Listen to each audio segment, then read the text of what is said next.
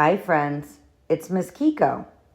Today I'm here to tell you about an exciting new thing we're starting at school that will help you share food, save waste, and help our planet. Wait, Miss Kiko, we already save waste and help our planet. We recycle and compost materials so they can be turned into something new. We sort it out every day. Well, that's true. You are doing such a good job being wasteless horsemen. Jinete sin desperdicio. But sometimes your school lunch has some food that you're too full to eat or don't have enough time to eat. And that's why we will have a share table. It's even better for our environment to share unopened food with friends than it is to compost the food. You'll see a share table like this in your cafeteria starting next week. Woohoo! Wait, Miss Kiko, what is a share table? It's a table in your lunchroom with a small refrigerator on top. You can put food you don't want on the table or in the fridge instead of throwing it away. This is what our school's share table will look like. It will have some space in the refrigerator for foods that need to be cold and some space outside of the refrigerator for other food. This is the sign you'll see at the share table. Let's look a little more closely at the sign to make sure we're ready to use the share table. The only food we can put on the share table is unopened food from school. Here are some of the kinds of food from school that you might want to put on the share table.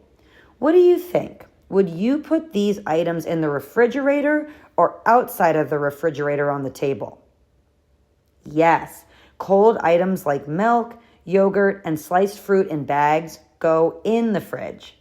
How about these things? In the fridge or outside of it on the table? That's right. These other items like crackers, cookies, and whole fruit in a peel go on the table outside of the fridge. If you have food from home that you didn't open, you should bring it home with you so someone in your family can eat it. If you find something on the table that's already opened, please pour that food in the compost and sort out the container into the recycling or trash. Guess what? If you're still hungry after eating your lunch, you can also take food from the table. But you need to follow our share table safety rule first.